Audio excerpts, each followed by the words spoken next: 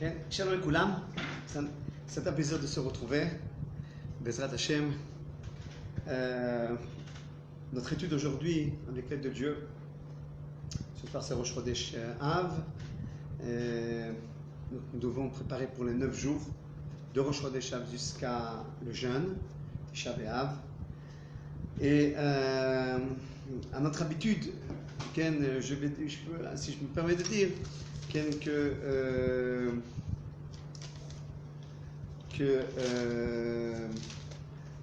à part de traiter des halachot qui sont très importants, bien entendu, Ken, on va, à part de traiter des halachot, Ken, on va traiter aussi des idées de la destruction. Ken.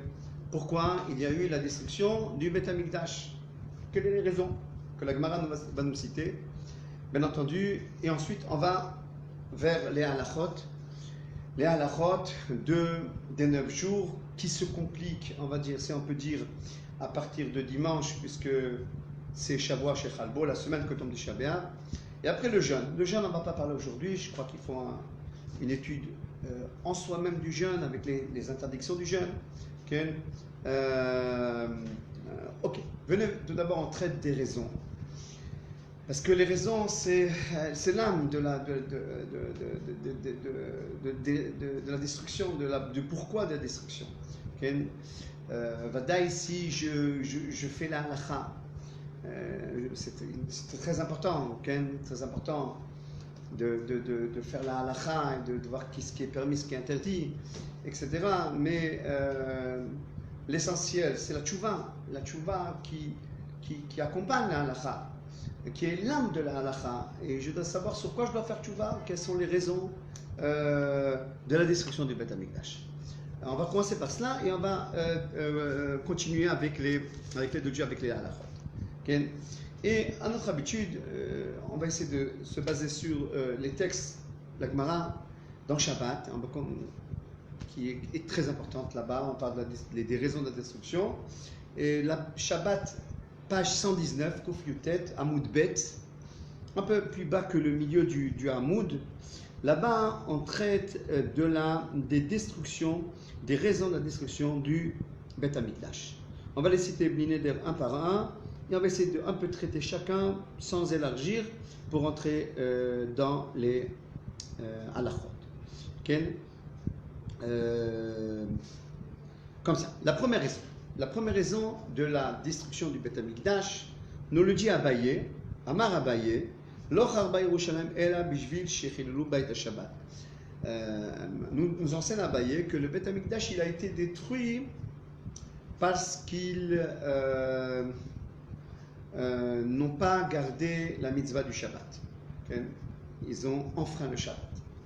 Et on sait que, à part les halachot de Shabbat qui sont en monde en soi-même, bien entendu, celui-là qui veut, comme il disait mon maître, le Rameau de Chelia, disait quelqu'un qui ne sait pas les halachot de Shabbat, et qui reste comme ça tout le Shabbat, tellement chaque geste, il peut faire une avéra, un péché. Okay. Et donc, Shabbat, c'est un monde halakha.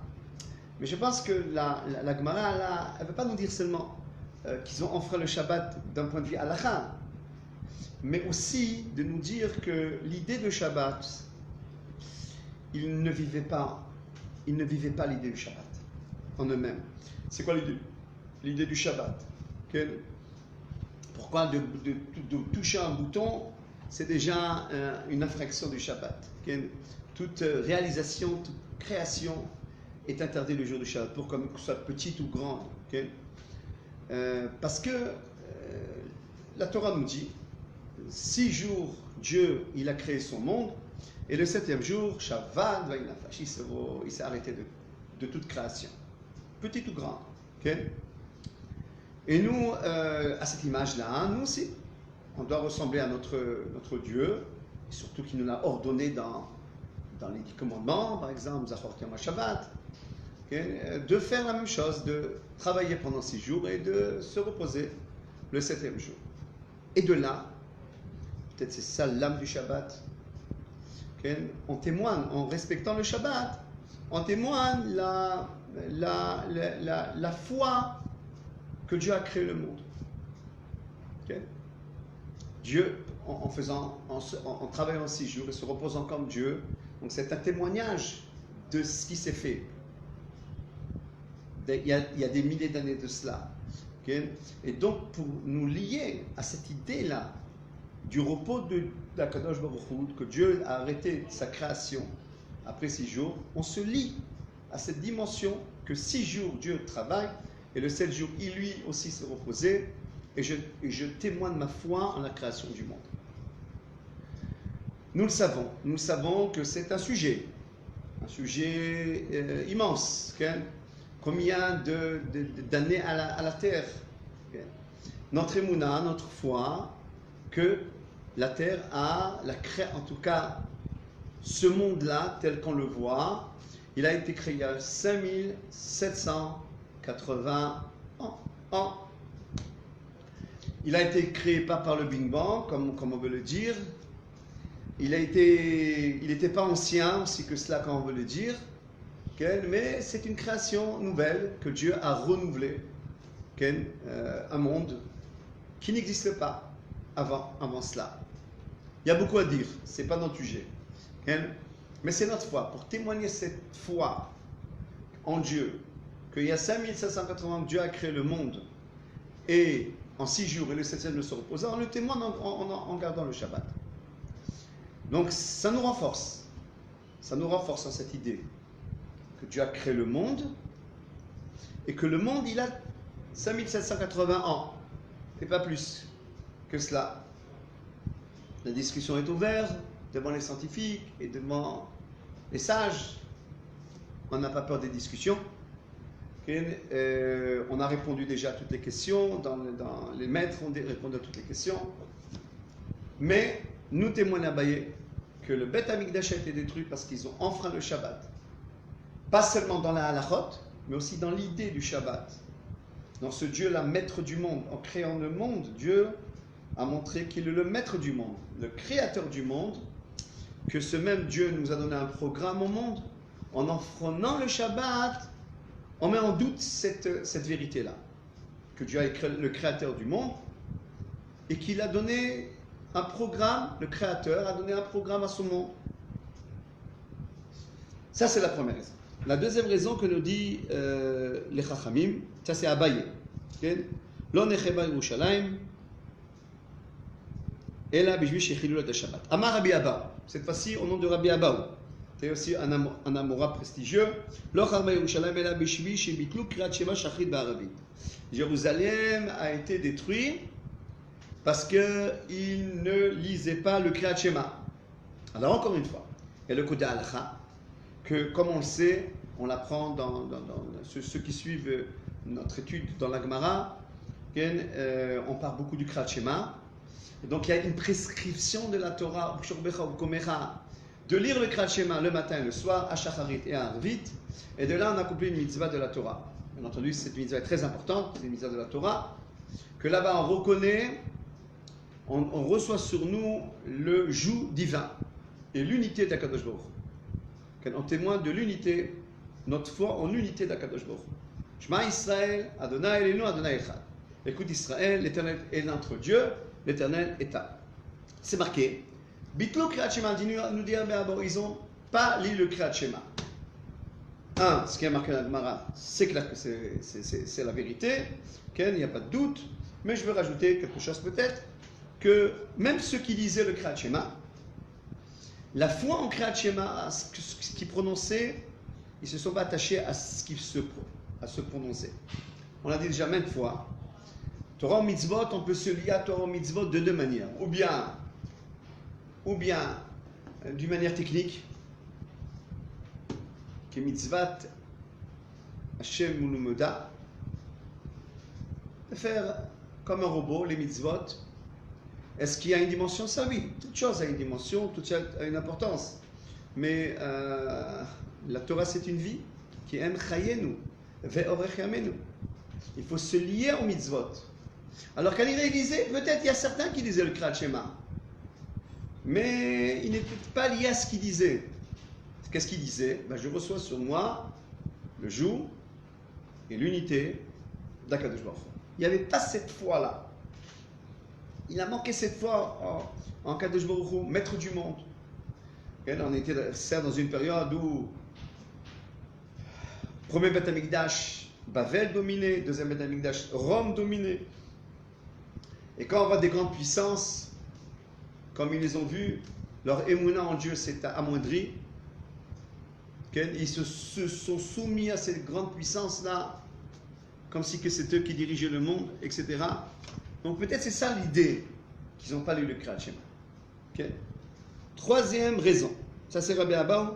Chaque raison, elle a besoin d'être développée, d'être analysée, mais comme je voudrais arriver à la halakha, alors je vais parler plus brièvement. Troisième raison, au nom de Rav Hamnuna. Amar Rav Hamnuna, lo charba Yerushalayim, ela shebitlu, ela bishvil shebitlu, bat inokot shebet Rabban. Donc a été détruit Jérusalem parce que les Talmud Torah ont fermé. Il n'y avait pas de Talmud Torah. Alors, encore une fois, c'est possible qu'il y avait des Talmud Torah. Mais c'est quoi l'idée? Si on élargit l'idée, c'est quoi l'idée?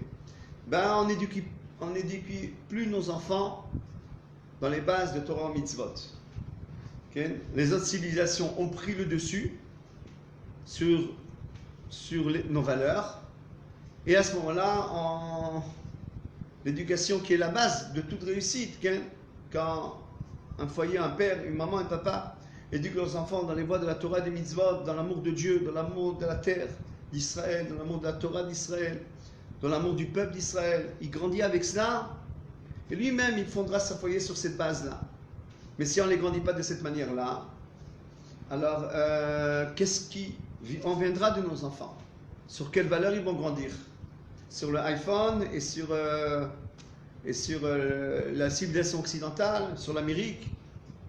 Donc de là on voit combien on est acharné sur l'éducation, donner cœur et âme sur l'éducation de nos enfants. C'est ce que dit là le maître. Ils n'ont pas enseigné la Torah aux enfants. C'est possible qu'ils l'ont enseigné, encore une fois, mais pas en leur donnant l'amour de l'enseignement, en les attachant à l'enseignement, encore pour s'acquitter. On connaît des fois ces parents qui envoient les enfants à l'école et on est tranquille, c'est l'école qui éduquera. Lorsqu'on sait que la base de l'éducation c'est la maison, en association avec l'école. Ça c'est la troisième raison, donc l'éducation des enfants. À cause de ça a été détruit Jérusalem. Chaque Chacham dit l'accent qui pense que la raison essentielle pourquoi le Beth Amikdash est détruit, mais on comprend que toutes ces raisons sont vraies.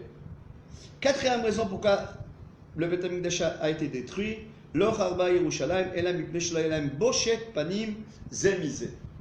Il n'y avait pas de honte entre un homme et son prochain. C'est-à-dire que des fois, une personne n'a pas honte de Dieu, mais n'a honte de son prochain. Elle fautera dans sa chambre, dans sa maison, il se comportera mal avec sa femme, avec ses enfants, avec je ne sais pas qui. Mais dehors, il a honte. C'est important pour lui, les caméras de la société, que c'est un homme qui est intègre, qui montre une marque importante, qui est quelqu'un d'important. Hein? Mais s'il arrivait que même dehors, il n'a pas honte, ils n'ont pas honte l'un de l'autre, et on se comporte d'une manière efkère, abandonnée, même dehors, c'est quand on arrive à un moral, un niveau de morale très bas, quand on n'a pas peur de fauter devant l'autre. Vous savez que dans la halakha, il y a une différence. Dans la halakha, est-ce que quelqu'un enfreint un Shabbat tout seul ou qu'il enfreint aux yeux de tout le monde? Ça c'est grave et ça c'est grave. Mais aux yeux de tout le monde, ça lui montre qu'il s'en fout de ce Shabbat. Et voilà, il le montre devant tout le monde. Il n'a pas honte de le montrer. Et on n'a pas honte l'un de l'autre. Donc si on arrivait à ce degré-là, dit le Chacham, c'est la raison pourquoi le Beth Amikdash il a été détruit. C'est la quatrième raison, si je ne me trompe pas. Une autre raison, au nom de Rabbi Yitzhak. Amar Rabbi Yitzhak, lo charva Yerushalayim, ela bishvil shehushvu katan vegadol. Jérusalem a été détruit parce qu'on a égalisé, on a rendu égal le petit comme le grand. Okay? On considérait le petit comme le grand. Il y a des gens qui sont plus grands dans l'âge, dans la sagesse, dans leur importance. Ils méritent un kavod, un tzaddik, un chacham, etc. Un Kohen, qu'il faut le faire monter en premier, une personne âgée, etc. Mais si dans la rue déjà, il y a plus ce rapport entre les hommes, et tout le monde est la même chose, il n'y a plus de respect pour celui qui est plus important, celui qui est plus tzaddik, plus sage, une personne plus âgée, et tout le monde est égal l'un à l'autre. Alors, à cause de ça, le Beth Amikdash, il a été détruit. Une autre raison, au nom de Rabbi Chanina, au nom de Rav Amram, etc. Lo charba Yerushalem ela b'shil shelo chichu ze et ze. Jérusalem a été détruit parce que il ne se faisait pas des remontrances l'un à l'autre. Okay? Pourquoi une personne ne fait pas une remontrance à son prochain? Parce qu'elle se dit qu'il est tranquille. Qu'est-ce que je rentre dans les problèmes des autres? Je vais lui faire une remontrance, il va me répondre, il va me... Okay? Alors personne ne faisait des remarques à personne, même s'il le voyait fauter. Tu le voyais travailler dans des travaux qui volent, tu le voyais se comporter d'une manière pas belle dans la rue avec son ami, okay? Faire des fautes devant tout le monde, insulter, tu vas... Bon, prends-le en côté, tu dis, on ne se comporte pas comme ça. Okay? On est digne, surtout tu es d'Israël, tu es un juif, tu te représentes quelque chose, tu représentes Dieu. Comment tu te comportes de cette manière? Non, il n'y avait plus de remontrance, qu'il fasse ce qu'il veut. Je ne m'occupe pas de lui. On n'a pas vu l'intérêt de faire la remarque à l'autre. Pourquoi je ferais la remarque à l'autre? Hein?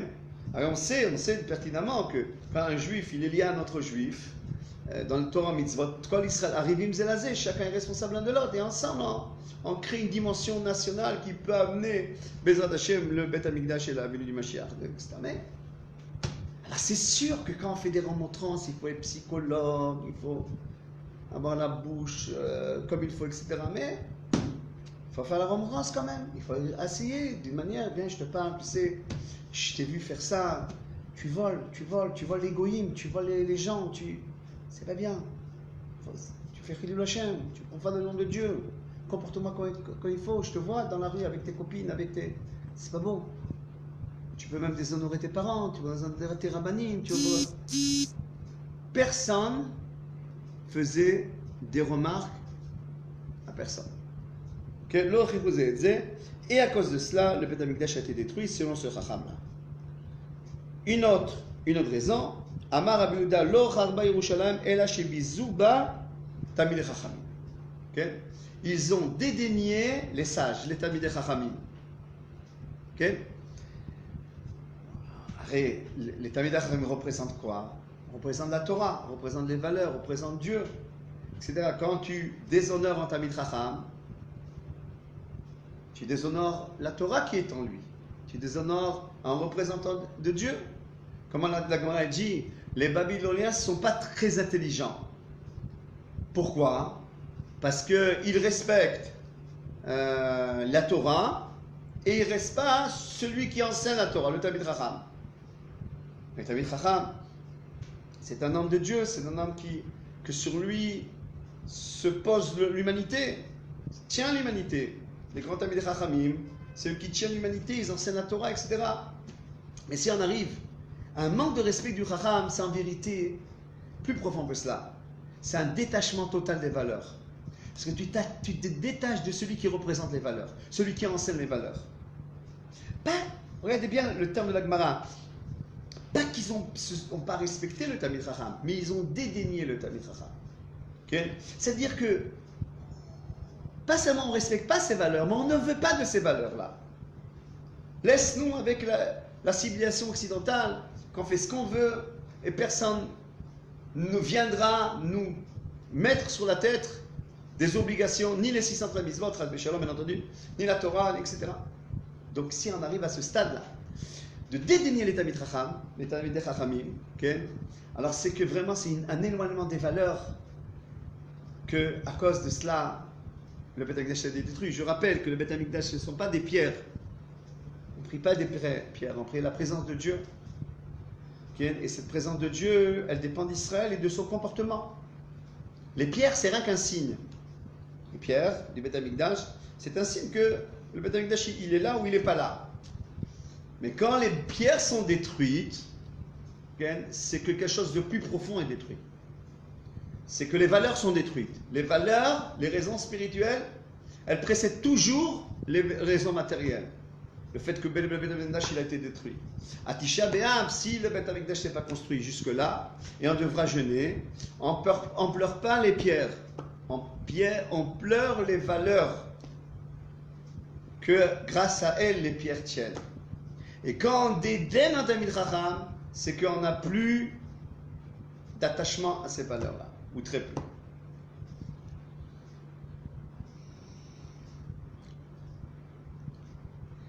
Ve'amar Rava, une autre raison. Ve'amar Rava lo charba Yerushalayim, ela shepasku mimena, anche amana. Donc une autre raison. Après le Shabbat, après le Kriyat Shema, après qu'ils n'avaient pas honte l'un de l'autre, après qu'ils ont égalisé le petit comme le grand, après qu'ils ont dédaigné les Talmidei Chachamim, il y a une autre raison, qu'ils n'ont pas été droits dans leur comportement. Ils n'ont pas été de parole. Ce qui leur importait, c'était l'argent. C'était de construire son palais. C'était d'aller en vacances au compte des autres. C'était de construire sa maison en volant les autres.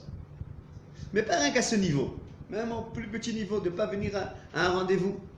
De ne pas respecter un contrat ou le changer ou le modifier ou pas venir à un rendez-vous de travail à l'heure alors que le client t'attendait, etc. Parce qu'un tchiamen. Et j'ai rappelé que c'est quand une personne à 120 ans monte en haut dans le ciel, on lui pose 6 questions. Comme ça, il est rapporté dans la Gemara dans Shabbat, page 31. Là-bas, on lui dit 6 questions. La première question qu'on lui dit, Natata venasata be'emuna. Oui, page 31. Nasata venatata be'emuna. Qu'est-ce que ça veut dire? Est-ce que tu as été droit dans tes relations commerciales? Dans tes relations entre... Tu as été de parole?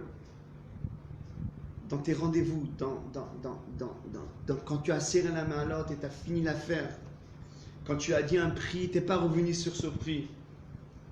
Quand tu lui as fait un contrat et tu n'as pas respecté le contrat? Est-ce que tu as été droit dans tout cela? Non. Okay.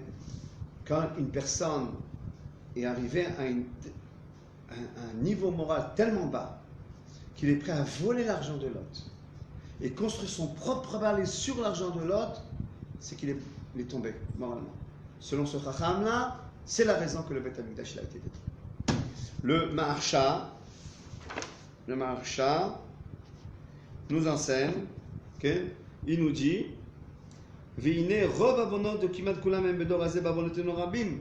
la plupart de ces péchés-là continuent. Alors, Baruch Hashem, on n'est pas le procureur du peuple d'Israël, mais on est l'avocat du Ham Israël. Il faut être avocat du Ham Israël. C'est clair pour nous qu'avec notre retour en Eretz Israël, les gens ont un grand mérite quand on est revenu en Eretz Israël. C'est clair pour nous aussi qu'il y a une grande assemblée qui garde Torah mitzvot et qui fait beaucoup de mitzvot. Baruch Hashem, il y a des Talmidei Chachamim, il y a des soldats, il y a des gens qui construisent la terre, etc. Tout ça, c'est des mérites. Baruch Hashem. Mais vu que le Beth Amikdash n'a pas été encore reconstruit, c'est qu'il manque, on va dire, peut-être on a avancé, c'est certes, Baruch Hashem, sinon on n'aurait pas été là, sinon Dieu nous aurait resté en exil. Okay? Mais il en a encore manquant dans toutes ces valeurs-là que je viens de citer. Et donc il faut se renforcer dans le Shabbat, il faut se renforcer dans l'éducation des enfants, il faut se renforcer dans la droiture, dans la considération au Talmidei Chachamim, il faut se renforcer d'avoir un respect de l'un à l'autre, de faire des remontrances l'un à l'autre avec, bien entendu, avec tact, etc. Il faut se renforcer dans la Gemara dit. C'est quand la Gemara dit une raison, c'est une raison mère. une raison de base. Bien entendu, il y avait d'autres péchés, etc. Mais si tu répares ces choses-là, et l'idée, comme je l'ai dit tout à l'heure, l'idée profonde qui se cache derrière ces halachot-là, comme on dit le Shabbat, ça démontre que Dieu a créé le monde. Le Kriyat Shema, c'est je crois en Dieu unique, etc. Quand je fais les mitzvot et je crois à ce qui est l'âme de la mitzvah, la racine de la mitzvah, alors j'arrive à rapprocher la venue du Beth Amikdash. Bezrat Hashem. Ça, c'est les raisons de la destruction. Il y a beaucoup à dire, okay? Mais je voudrais rentrer dans les halachot. Okay? Alors, les halachot, okay? Il y a, on va diviser ça en trois. On a dit, du 17 Tammuz jusqu'à Rosh Chodesh Av, donc ce soir c'est Rosh Chodesh Av, il y a un degré de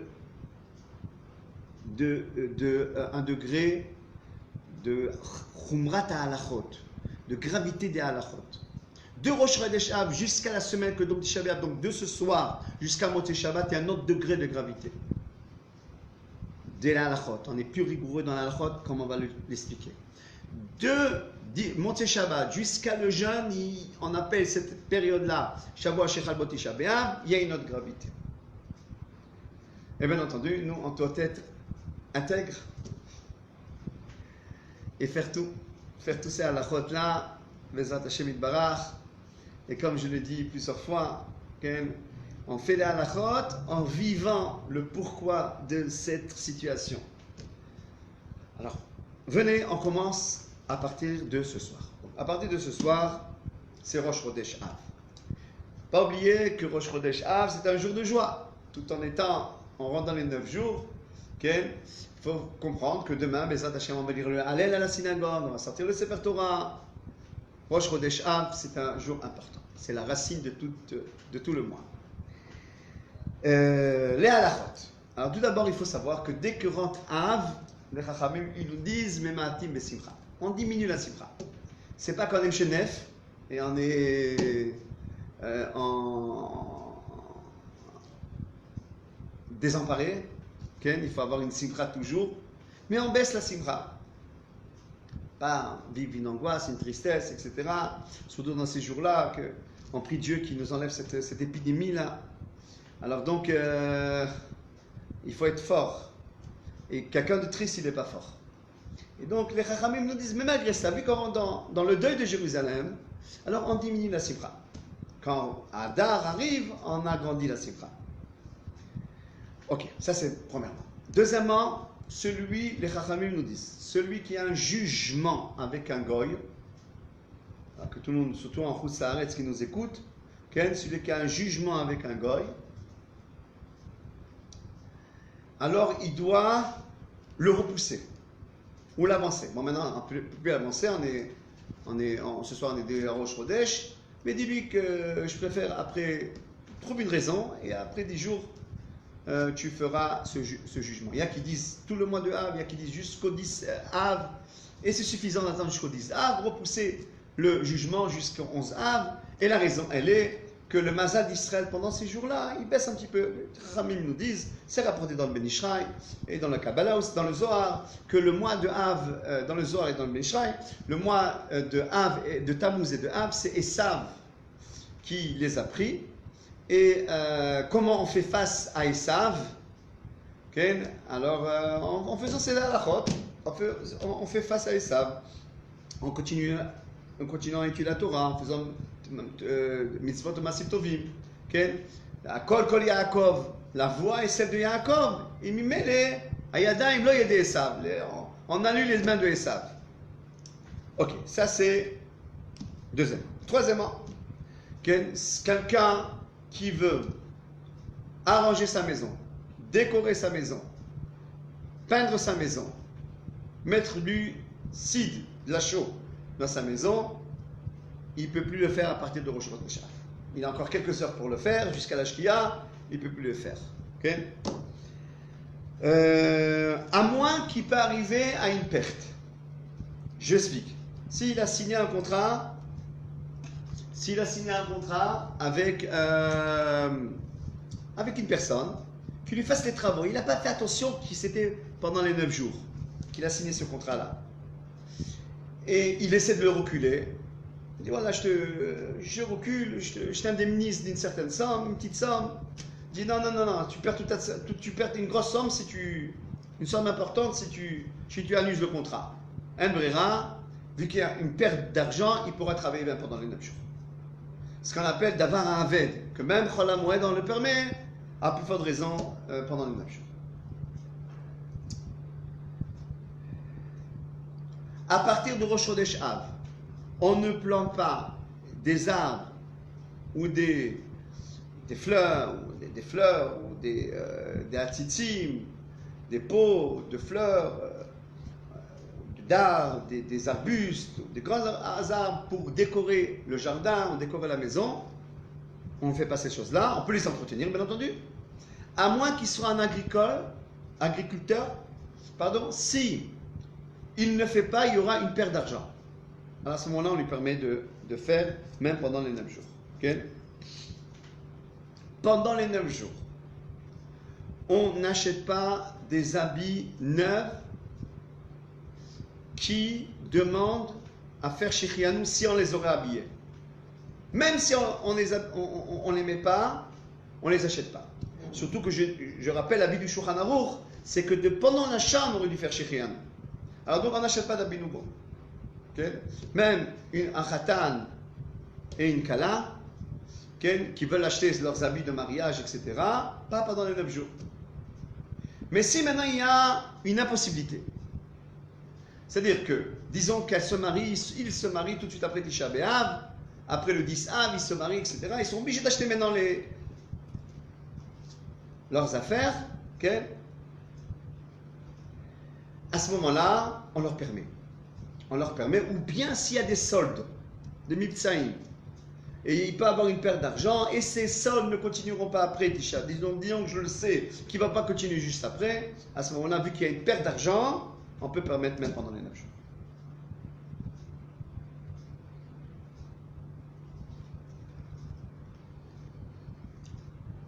Les habits qui ne demandent pas un Shechianu, jusqu'à Shavua Shechalbo, jusqu'à Motzei Shabbat, c'est-à-dire on a mercredi, jeudi, vendredi, on peut les acheter comme des chaussettes, ou bien des habits intérieurs, etc., qui ne demandent pas Shechianu. On peut les acheter pendant cette période-là.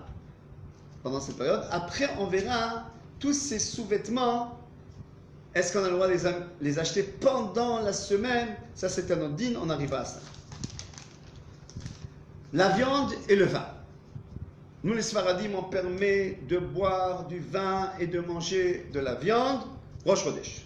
Ce soir, on peut faire un repas de viande, demain, Rosh Chodesh. Il n'y a aucun problème avec ça.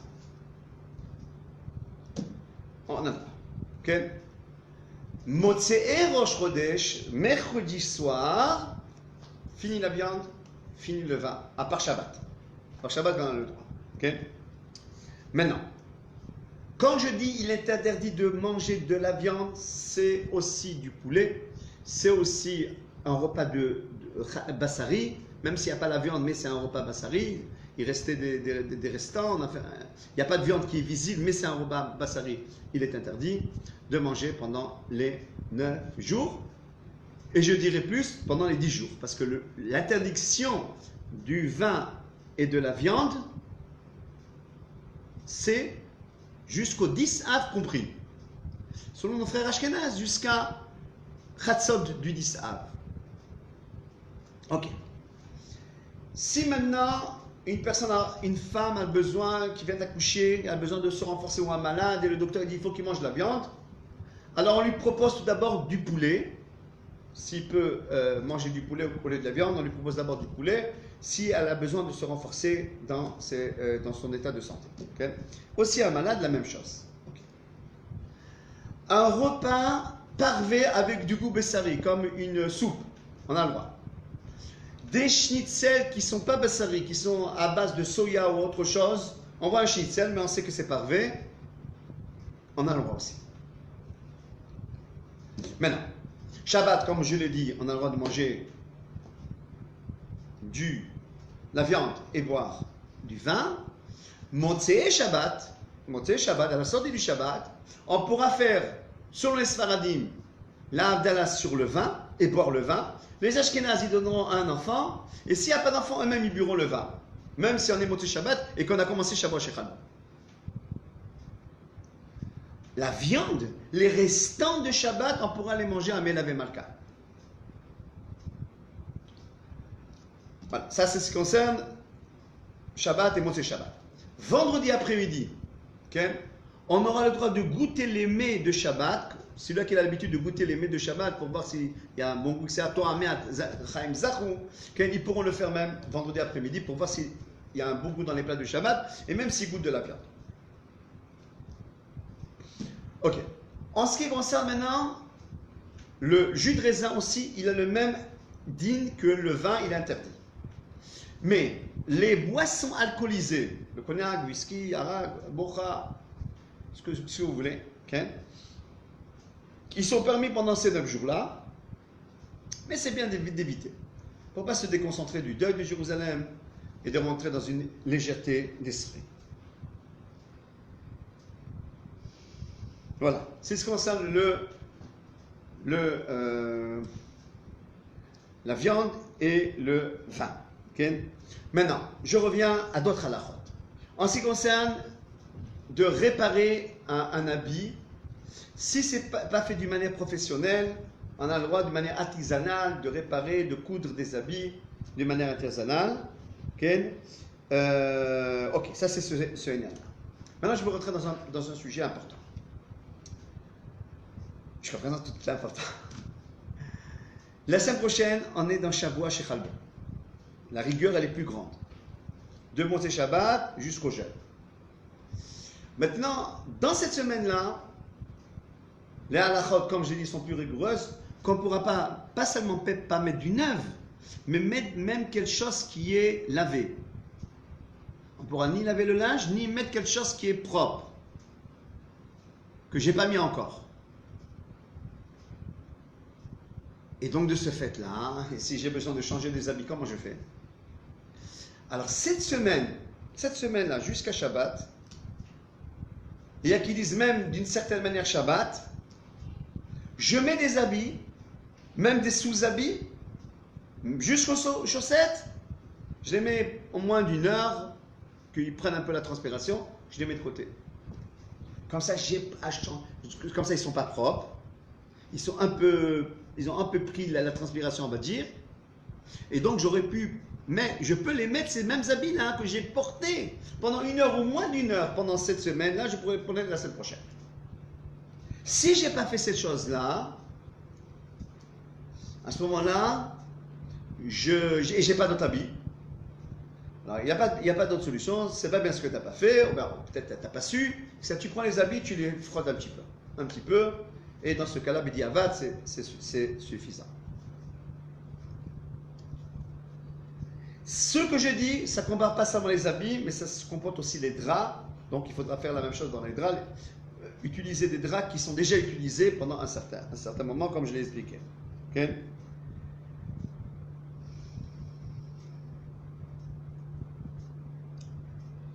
Quelqu'un qui veut signer une maison, ou louer une maison, ou signer une maison d'achat, ou bien quelqu'un qui veut, un entrepreneur qui veut construire des maisons et des bâtiments, il a le droit pendant cette période, et la raison est que c'est une mitzvah d'habiter Eret Israël, Mishum Yishuv Eret Israël. Donc on a le droit. Maintenant, quelques précautions qu'on doit prendre dès maintenant en vue du jeûne. Quelqu'un qui a des problèmes de santé. Il ne sait pas s'il doit jeûner ou pas. Comment il va estimer son cas, il ne sait pas estimer sa situation. On sait que Tisha B'Av, tout le monde est obligé de le faire, à moins un malade, même s'il n'est pas en sakana, mais il est choleshel bo sakana, il est exempté, mais tout le monde en général doit faire Tisha B'Av, même les femmes enceintes et les femmes qui allaitent. Maintenant, si il ne sait pas estimer son état de santé, il a le corona, que Dieu nous en préserve, il a une autre maladie, que Dieu nous en préserve, etc. Et il se sent bien, mais qui va au docteur. Avant d'aller au Rav, qui va au docteur. Le docteur lui dira, un docteur qu'on a confiance, bien entendu, qui lui dira son état de santé ne permet pas ou lui permet de jeûner ou de ne pas jeûner. Avec ça, il va voir le Rav et le Rav lui dira voilà, tu peux manger. On n'a pas besoin, ceux qui ont le droit de manger, c'est pas comme Kippour, quand on dit un laps de temps avec une quantité, une certaine quantité, tous les 9 minutes, etc. On ne rentre pas dans ça maintenant. Mais là, il pourra manger normalement. Il ne va pas manger des glaces et des chocolats, mais il pourra manger normalement. Si le docteur lui dit, confirmé par le Rav, etc., donc le Rav lui donnera un accord, n'ira pas contre le docteur, etc. On parle d'un docteur qui est Néhéman, qui est droit dans son travail, etc. Donc c'est une chose à faire. Avant l'entrée du jeûne, estime ton état de santé. Estime quel cachet tu peux prendre. Estime, est-ce que les cachets, tu dois les prendre avec un peu de manger ou un peu d'eau, etc.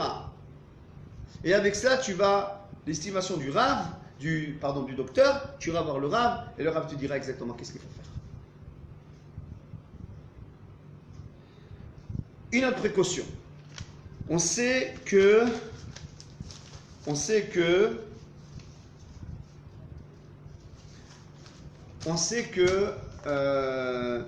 pour Tisha B'Av, il y a 5 interdictions. Le jeûne de Tisha B'Av, il y a 5 interdictions. Venez en énorme, mais Blineder, j'espère faire un cours spécial sur le jeûne de Tisha B'Av. Mais en tout cas, les 5 interdictions sont: on n'a pas le droit de manger, de boire, de se oindre, de prendre une douche, les relations conjugaux, et on n'a pas le droit de porter des chaussures en cuir. Donc, pendant le jeûne de Tisha B'Av, tu dois avoir des chaussures ou en toile ou en gommi. Donc, organise-toi avant. Dès maintenant, achète des chaussures en gommi, en plastique ou bien en toile, que tu ne sois pas pris de surprise arrivé à Tisha B'Av. Okay? À partir de Rosh Chodesh Av, donc à partir de ce soir, on n'ira pas à un tioul de plaisir, on n'ira pas à la mer, on n'ira pas à la piscine. Si on a permis jusqu'à Rosh Chodesh Av, ces choses-là, avec quelques restrictions, je reviendrai pas sur ce que j'ai dit dans un des derniers cours, là on dira c'est interdit. La mer, la piscine, le tioul sont interdits à partir de Rosh Chodesh. Voilà. Ça, c'est le halachot de 9 jours. Mais il y a des halachot qui sont plus rigoureux. Dans ces 9 jours, il y a la semaine que tombe Tisha B'Av, ce qu'on appelle Shavua Shechalbo, qui commence Montez Shabbat jusqu'au jeûne. Et là, les halachot sont plus rigoureux. Donc, quoi ils sont plus rigoureux par rapport à ce que je dis? Alors, les habits, même les habits qui n'entraînent pas un shériano, si on les met, comme les chaussettes, comme les sous-habits, etc., on ne les achète pas. À moins qu'il n'y ait rien d'autre à mettre. Okay? À partir de dimanche, Motzei Shabbat. On ne va pas au coiffeur à partir de dimanche, donc Motzei Shabbat. Okay? On ne va pas au coiffeur, hein, ce qui empêche de manger à rentrer comme il faut, là, tout autour, là, on a le droit, la moustache, toute la moustache, on a le droit de l'enlever, c'est tout. Maintenant, un papa et une maman qui ont organisé le chalaké de leur fils pendant la semaine prochaine. Ils ont dit, on sait que aujourd'hui c'est la Iloula de Rashi, que son soute nous protège, Rashi, Bishlomo Yitzhak et Alav Shalom. Dimanche, ce sera la Iloula pendant la semaine que tombe Tisha B'Av, la Iloula du Harizal. Et il va aller le jour de l'Harizal faire le chalaké à son fils, couper quelques mèches à son fils. On a le droit. Mais pas lui faire une coupe de cheveux. La coupe de cheveux à ton fils, tu vas le faire après Tisha B'Av. Les grands n'ont pas le droit de couper les cheveux aux petits. Okay? Les ongles. tous les ongles qui sont plus longs que la peau, que la chair, il faut les enlever, même pendant les 9 jours.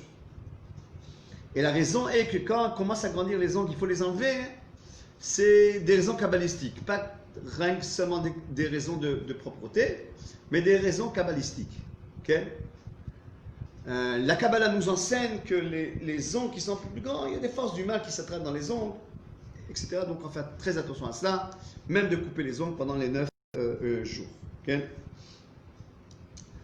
On répète que pendant la semaine de Tisha B'Av, on a le droit de laver du linge, donc toutes les machines, faites-les maintenant. Jusqu'à cette semaine encore, vous pouvez le faire. Pas Shabbat, mais cette semaine, vous pouvez encore le faire encore. Après, on ne pourra pas mettre de machine. Il y aura un tas qui va se faire à la sortie de Tisha B'Av, tout le monde en bonne santé. On pourra faire reprendre des machines. Donc, faites maintenant vos machines, repassez maintenant votre linge, etc. Alors, je répète aussi que pendant la semaine de Tisha B'Av, on n'a pas le droit de mettre quelque chose qui a été lavé. Le propre. On n'a pas le droit de mettre des draps propres. Donc, qu'est-ce qu'on fait? On a dit déjà que cette semaine, on les met, tous les habits qu'on a, on va mettre la semaine prochaine. On les met dès maintenant, pendant quelques temps, moins d'une heure, qui prennent un petit peu la transpiration, on les met de côté et ce sera nos habits de rechange. Se laver. Du din, on n'a pas le droit de se laver à partir de Moté Shabbat. Okay? Le Chachamim nous disent, dans des pays chauds, qu'on transpire beaucoup, à plus forte raison quelqu'un qui travaille et qui rentre dans la maison qui transpire, quelqu'un qui est sale, et quelqu'un qui, à cause de tous les problèmes de corona, etc., que le docteur lui dit il faut prendre des bains, etc. Donc, à cause de toutes ces raisons, on peut prendre une douche, même chaude, avec du savon, pendant la semaine de Tisha B'Av. Alors, c'est quoi cette interdiction de ne pas se laver? Quelqu'un qui ne transpire pas, il ne travaille pas, tout va bien, lui, il n'a pas le droit de se laver pendant la semaine de Tisha B'Av. Okay? Rien que cela lui concerne les raisons que je viens de dire maintenant. Okay? Mais quelqu'un qui a l'habitude d'aller au mikvé, à plus forte raison une femme qui peut aller au mikvé pendant ces jours-là, il n'y a aucun problème, même prendre sa douche avant, se préparer, aller au mikvé, il n'y a pas de problème. Mais même un homme qui a l'habitude, comme les chassidim, d'aller tous les matins au mikvé, il peut continuer, même prendre la douche avant le mikvé, il n'y a aucun problème. Okay?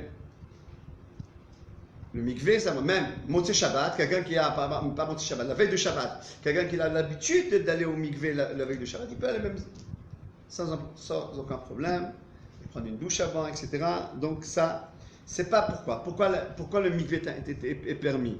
Bon, pour les femmes, n'en parlons pas, c'est de la Torah, etc., c'est obligatoire.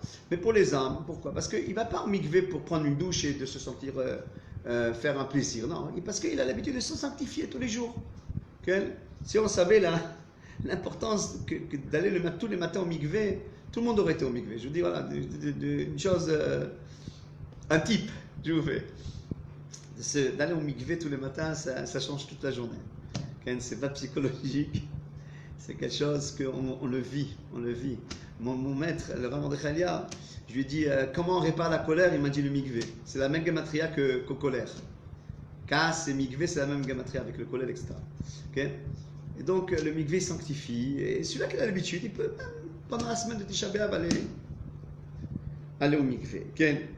Qui a le droit de mettre du propre pendant la semaine de Kotom Tisha B'Av? S'il y a une Brit Mila, le Moël, le Sandak, le père, la maman, on le doit s'habiller shabbatiquement. Okay? Ok, voilà. Peut-être la semaine prochaine, on va élargir les halachot du jeûne lui-même. Ça concerne qui le jeûne, tous les liens des femmes qui allaitent, qui viennent d'accoucher, enfin qui ont accouché, qui sont enceintes, pardon. Celle qui a accouché, elle ne doit pas jeûner, c'est sûr. Mais après combien de temps déjà elle peut rejeûner une fois qu'elle a accouché? Une femme qui est enceinte, qu'est-ce qu'on appelle une femme qui est enceinte? Après combien de mois? Une femme qui allaite, est-ce qu'elle doit vraiment allaiter ou bien elle est dans les 24 mois? Un malade, une personne qui est malade de corona, c'est quoi les interdictions de Tisha B'Av, c'est quoi des chaussures en cuir, et s'ils sont garnis avec du cuir, etc. Est-ce qu'on peut avoir le droit de le mettre ou pas le mettre? Les rapports conjugaux, est-ce que la femme elle est considérée comme nida ou pas, etc. Ou bien est-ce qu'on doit séparer les lits, est-ce qu'on dort par terre ou pas, les prières de Tisha B'Av, enfin, tous ces halakhot là qui concernent le jeûne lui-même, Blineder, dans la prochaine étude, on la fera, comme ça on sera prêt aussi pour les nains du jeûne. Bien entendu, en espérant que toutes ces halakhot sont que théoriques. On veut que tous ces halakhot soient que théoriques. On veut que Dieu a pitié de son peuple. Il a pitié de son peuple. Mais encore plus, et qu'on voit de nos yeux la construction de Beth Amikdash. Et qu'on n'a pas tout ce que je viens de dire, et j'ai dit peu, chacun doit approfondir avec son rabbin les détails des détails des détails. Vous savez que dans la halakha, il n'y a que des détails. Tous les jours, on nous appelle, enfin, je ne suis pas un peu sec, moi, mais je transmets ce que j'ai appris de mes maîtres. Mais les poskim, on les appelle pour des détails, des détails, des détails. Alors, bien entendu, chacun il a ses détails et chacun il a ses questions. Ce que je fais, c'est recouvrir les portes des questions. L'élargissement, chacun il a son chemin, comment élargir la halachot. Dans tous les cas, Bezat Hashem, je finirai par ce que les maîtres nous ont dit. Tout celui qui prend le deuil de Yerushalayim, il verra la joie de Yerushalayim. Nous, on veut voir la joie de Yerushalayim. On veut voir que toutes ces xérotes là, toute cette épidémie là, qu'elle s'en va du monde entier. Et que le Ham Israël, le monde entier sourit. On prend le sourire dans les rues, on met ce masque là, il nous étouffe. Mais en brera, il faut être bon, il faut faire attention de ne pas. Une très grande mitzvah de pas toucher la santé de l'autre, pas toucher ta santé à toi, pas toucher la santé de l'autre. Donc on respecte ce que dit le ministère de la Santé, etc. Et on espère que Akadosh Baruch Hu il amènera la guérison au monde. Berachamim ou beratzon, etc. On est content de la joie de Jérusalem. Et on n'a pas besoin de faire tous ces jeûnes, car quand le Beth Amikdash sera construit, on n'a pas besoin de faire tous ces jeûnes. Je répète l'anecdote que un jour on a posé la question à mon maître, le Rav Mordechai Eliyahu, le Tzadik Vekadosh le Bracha. On lui a dit quand viendra le Mashiach. Alors il dit je ne sais pas. Et pas beaucoup le sachent. Mais il y a une chose qui est sûre. Quand le Mashiach viendra, je lui dirai tu as tardé. Tu as tardé. On t'attend. Viens, il est le moment de venir. Mimera, amen, amen. Shalom, shalom.